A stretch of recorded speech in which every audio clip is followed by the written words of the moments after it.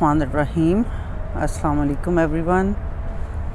मेरी जो आज की वीडियो है इसका टॉपिक मेरी बाकी पिछली सारी वीडियोस से काफ़ी हट के है और एक बुक मैंने पढ़ना शुरू की तो मेरा दिल चाहा कि मैं उसके एज अ बुक रिफ़्लेक्शन उसके ऊपर वीडियोस बनाऊं क्योंकि उसका टॉपिक बहुत ही इम्पोर्टेंट है। और बुक का नाम है ये फतुआ raising males into sacred manhood. इस बुक के जो ऑथर हैं उनका नाम है दाऊद वलीद। तो जब मैंने इस बुक को पढ़ना शुरू किया तो मेरा दिल चाहा कि इसका मैसेज मैं दूसरों से भी शेयर करूं। और जो मैं अब ये वीडियोस बनाऊंगी, एक तो ये मल्टीपल वीडियोस होंगी, इसको मैं एक वीडियो में इकट्ठा नहीं कर सकती।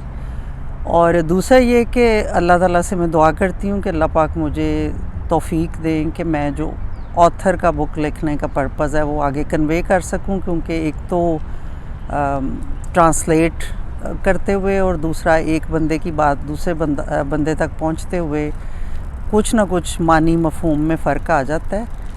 तो मेरी दुआ है कि अल्लाह ताला मुझे तौफीक दे कि मैं इसको जिस ऑथर के मतलब को ख़ुद भी समझ सकूं ठीक तरह से और आगे आप लोगों से भी शेयर कर सकूं। फतुआ का जो लफ्ज़ है ये फ़ितिया से निकला है, जिसका मतलब है कि नौजवान या टीनेजर लड़के या अर्ली टीन के लिए जो लड़के होते हैं उनके लिए ये लफ्ज़ इस्तेमाल होता है। इसका मतलब ग़ुलाम भी है जो दूसरों को सर्व करने वाला हो। शेख अर्दबाली ने अपनी किताब अल-फतुआ में लिखा है कि अल्लाह ताला ने ये लफ्ज़ कुरान पाक में 7 जगह इरशाद फरमाया है। सूरह यूसुफ की आयत नंबर 30 में, जिसमें कहा गया कि शहर की औरतें गॉसिप करने लगीं कि वज़ीर की बीवी अपने ग़ुलाम को सिड्यूस करना शुरू कर रही है। दूसरी बार सूरह यूसुफ की आयत 62 में यूसुफ अलैहिस्सलाम ने अपने ग़ुलामों से कहा कि इनके भाइयों के गले में इनके लिए पैसे रख। सूरह कहफ की जो आयत नंबर 10 है, जिसमें साहिब कहफ का ज़िक्र है, याद करो जब चंद नौजवानों ने गार में पनाह ली। फिर सूरह कहफ की ही आयत नंबर 13 में ज़िक्र है कि वो चंद नौजवान थे जो अपने रब पे ईमान लाए और हमने इनकी हिदायत में इजाफ़ा किया।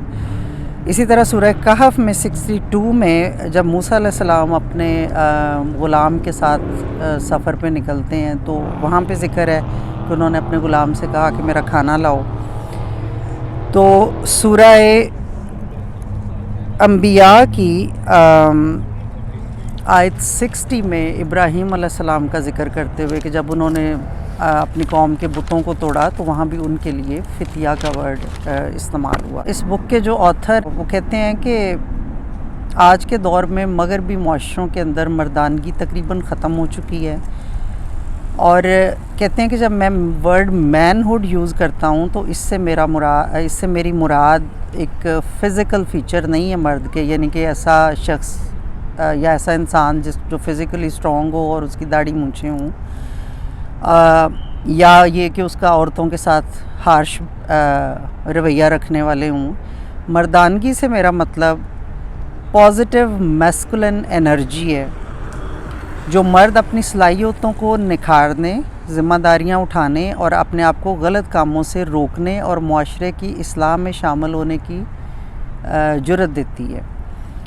मुस्लिम मुआशरे चूँकि मगरबी मुआशरों के अंडर कंट्रोल रहे हैं बहुत सारे साल, तकरीबन 400 साल तक दुनिया में कॉलोनाइजेशन रही है, और आहिस्ता आहिस्ता जो एक इस्लामी मुआशरों के अंदर जो सिस्टम थे, जो निज़ाम था, वो इन मगरबी ताकतों ने उसको ख़त्म कर दिया और मुस्लिम मुआशरे भी जो हैं वो मगरबी मुआशरों के रंग में रंगते गए।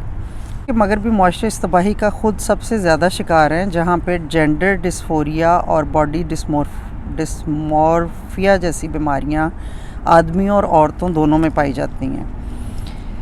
उन्होंने कहा कि एक सर्वे के मुताबिक नौजवान लड़कों की अक्सरियत अपना ज़्यादातर वक्त पोर्नोग्राफी और वीडियो गेम्स की एडिक्शन में गुजारती है और वो घर और बीवी की ज़िम्मेदारियां उठाने के लिए बिल्कुल भी तैयार नहीं है।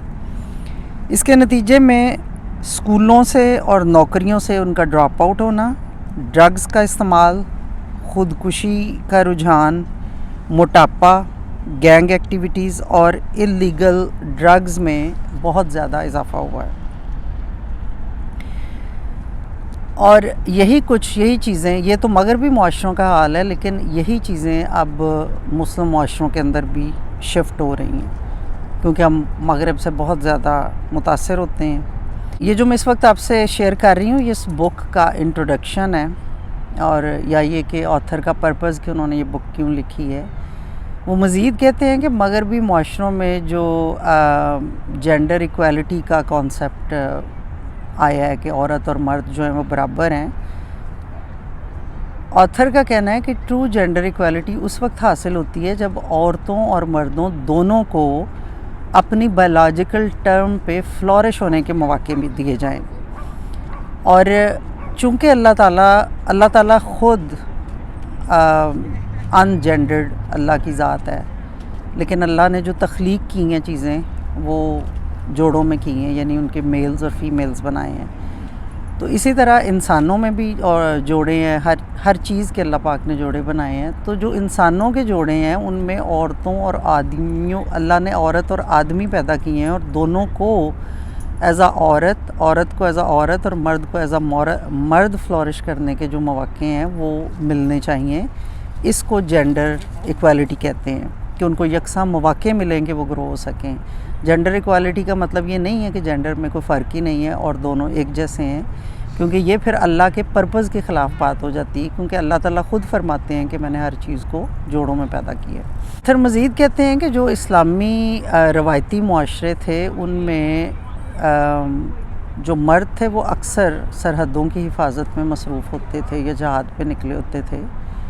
तो बाप की गैर मौजूदगी इस बात की रीज़न नहीं है कि मर्द की तरबियत अच्छी नहीं हो सकती।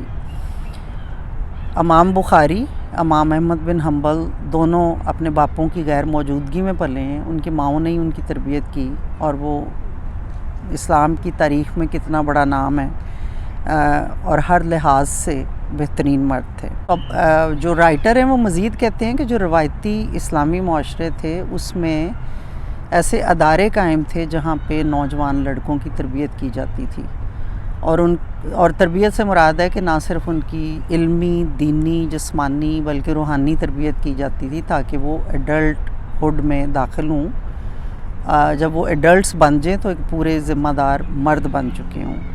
जो फितिया का वर्ड है ये उस टाइम पीरियड को कहते हैं जो कि अर्ली टीन से शुरू होकर तकरीबन 19-20 साल तक की उम्र तक जाता है, और ये वो वक्त है जिसमें एक नौजवान लड़का आगे से मर्द बनने के लिए तैयार होता है। तो इस टाइम फ्रेम में उनकी जो तरबियत है वो इस तरीके से की जाए कि वो ज़िंदगी की ज़िम्मेदारियाँ उठाने के काबिल हों, उनको ऐसे माहौल में रखा जाए जहाँ पे वो सेल्फ़ कंट्रोल सीख सकें, क्योंकि ये वो वक्त होती है जिसमें ज़रा लड़के ख़ास तौर पे काफ़ी इम्पल्सिव होते हैं। जिस काम को दिल चाहा उसको फ़ौरन कर लिया, फ़ौरन अपनी ख्वाहिशात के पीछे भागने की एज होती है। तो ऑथर कहते हैं कि आज के दौर में जबकि मैनहुड दुनिया में डिक्लाइन का शिकार है, आज फिर हमें ऐसे अदारों की ज़रूरत है कि जहाँ पे लड़कों को माँ बाप के माहौल, प्रोटेक्टिव माहौल से हटा के घरों के माहौलों से दूर रखा जाए, और उनको ऐसी स्किल सिखाई जाएँ कि जो उनकी एनर्जी है, जो उनकी फ़िज़िकल एनर्जी है, जो उनकी हार्मोनल एनर्जी है, वो ऐसी एक्टिविटीज़ में एग्जर्ट हो जो कि उनकी स्ट्रेंथ का बायस बने, जिससे वो पॉजिटिव कैरेक्टरिस्टिक्स सीख सकें, और उनको लाइफ स्किल्स सिखाई जाएँ, उनके अंदर कॉन्फिडेंस पैदा हो, और उनको वीडियो गेम्स और स्मार्टफोन्स से हटा के ऐसी फ़िज़िकल एक्टिविटीज़ जैसे कि मार्शल आर्ट्स है, कराटे वगैरह है, रेसलिंग है, हॉर्स राइडिंग है, आर्चरी है, इस तरह की एक्टिविटीज़ सिखाई जाएँ ताकि वो उनकी एनर्जीज़ जो हैं वो इन चीज़ों में एग्जर्ट हों।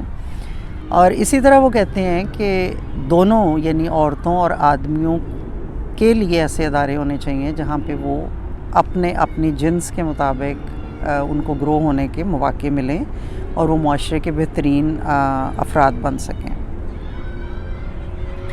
क्योंकि مرد ہونے کا مطلب ایک فزیکل اسٹرینگتھ نہیں ہے، مرد کا مطلب ایک ایسا فگر نہیں ہے جس کی داڑھی مونچھیں ہوں۔ مرد ایک ایسے کیریکٹر کا نام ہے جو کہ مضبوط ہو اور جس میں ذمہ داریاں اٹھانے کی صلاحیت ہو، جو معاشرے کی اصلاح کے کام کر سکے۔ یہ تو تھا جی اس بک کا انٹروڈکشن، اور ہم دیکھتے ہیں ہر جگہ ویسٹ میں بھی اور مسلم معاشروں کے اندر بھی کہ کس طرح مین ہوڈ ڈکلائن کا شکار ہے، اور اس کو ایک پرپز کے تحت یہ دنیا میں مہم چلائی جا رہی ہے کہ مردوں کے اندر سے مردوں والی جو خصوصیات ہیں ان کو ختم کر دیا جائے اور سب کو ایک ہی طرح کا بنا دیا جائے۔ اب آتھر نے مزید اس بک کے اندر 10 ایسی کیریکٹرسٹکس کا ذکر کیا ہے جو کہ مردوں کے اندر پیدا ہوں تو وہ بہترین مرد بنتے ہیں۔ تو میری پہلی ویڈیو تو انٹروڈکشن کی ویڈیو ہے، میں اس کے آگے چھوٹی چھوٹی اور ویڈیو بناتی ہوں جن میں کہ ہر ویڈیو کے اندر ایک کیریکٹرسٹکس کو میں ڈسکس کروں گی۔ جیسے جیسے میں خود بک پڑھتی جاؤں گی میں آپ لوگوں سے بھی شیئر کرتی ہوں۔ دعا ہے کہ اللہ تعالیٰ ہمیں حق کو جاننے کی، اس کو سمجھنے کی اور اس پہ عمل کرنے کی توفیق دے۔ اس بک کے اندر جو باقی کی خوبیاں آتھر نے ڈسکس کی ہیں وہ میں پھر آپ سے اگلی ویڈیوز میں شیئر کروں گی۔